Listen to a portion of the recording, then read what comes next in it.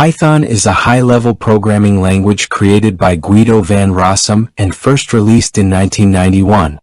It was designed with a focus on code readability and simplicity, drawing inspiration from languages like ABC and emphasizing clear syntax that mimics natural language.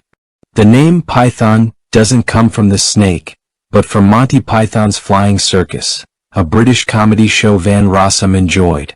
Over the years, Python evolved through major versions, from Python 2, which introduced many features but lacked backward compatibility, to Python 3, released in 2008, which fixed several design flaws and became the standard.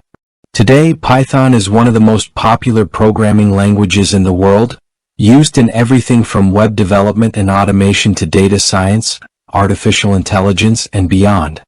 Its large community and vast ecosystem of libraries make it a favorite choice for beginners and professionals alike.